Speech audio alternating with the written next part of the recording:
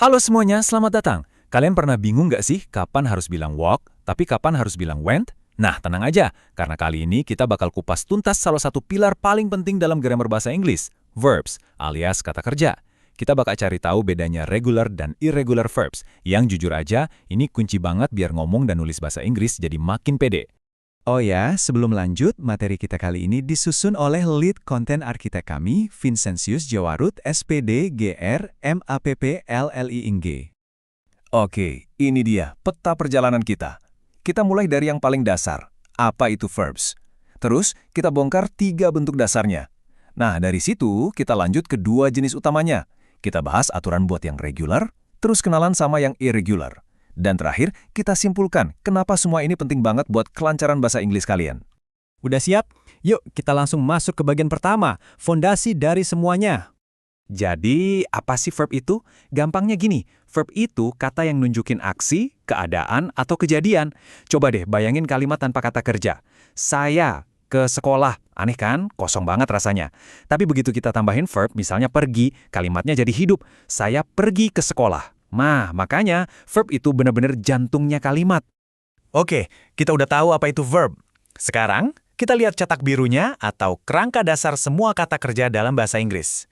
Jadi, ternyata nih, setiap verb itu punya 3 bentuk dasar yang wajib banget kita kenal. Yuk kita bedah satu-satu. V1 itu bentuk dasarnya yang paling original, kayak eat, go, play.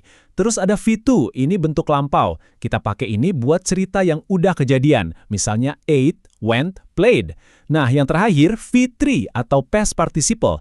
Ini dipakai buat bentuk kalimat yang lebih kompleks, kayak di kalimat I have eaten.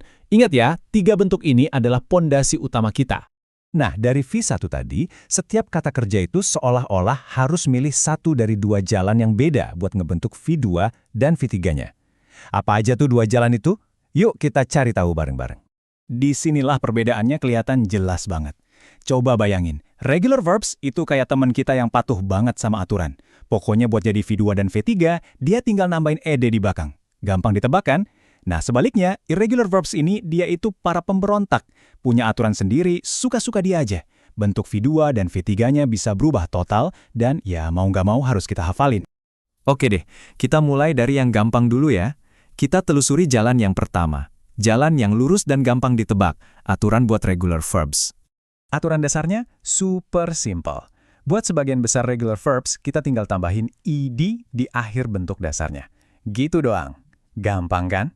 Contohnya nih, walk jadi walked.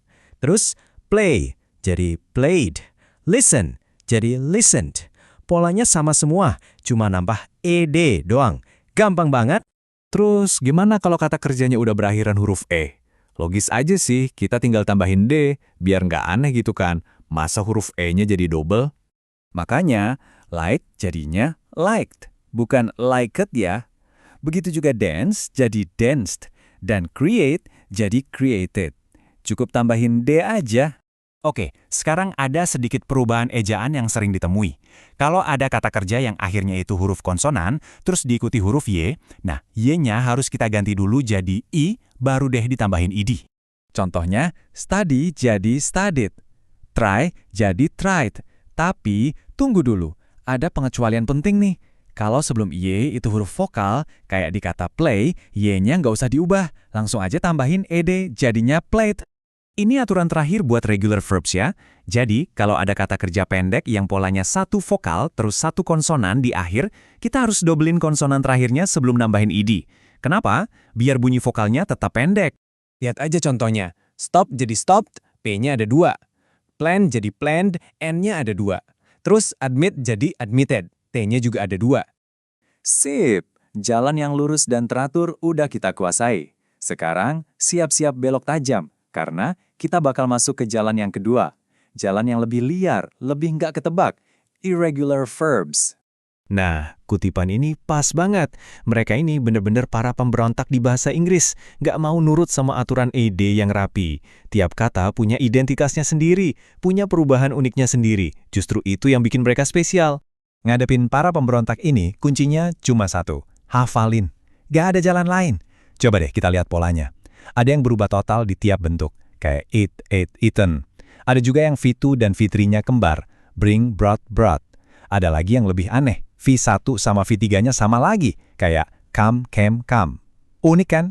Dan poin paling pentingnya, meskipun mereka nggak beraturan, justru banyak banget kata kerja yang paling sering kita pakai sehari-hari itu masuk golongan irregular.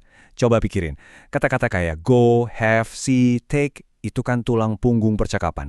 Jadi, ya suka nggak suka, kita harus akrab sama para pemberontak ini kalau mau lancar ngomong Inggris. Oke, kita udah lewatin 2 jalan tadi, yang lurus dan yang liar. Sekarang, waktunya kita tarik kesimpulan. Kenapa sih ngertiin bedanya 2 jenis verb ini penting banget buat kelancaran bahasa Inggris kita? Oke, ini dia rangkumannya. Poin pertama, semua verb itu punya 3 bentuk inti, V1, V2, V3. Poin kedua, regular verbs itu yang predictable, yang bisa ditebak karena tinggal tambal ed.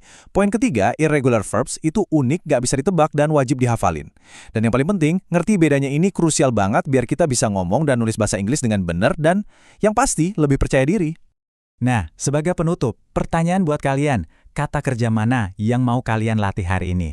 Coba deh pilih beberapa kata aja tiap hari buat dihafalin, itu cara paling bagus buat ngebangun kebiasaan. Jadi yuk, tantang diri sendiri dan mulai petualangan menghafal kalian sekarang juga. Semangat latihannya ya!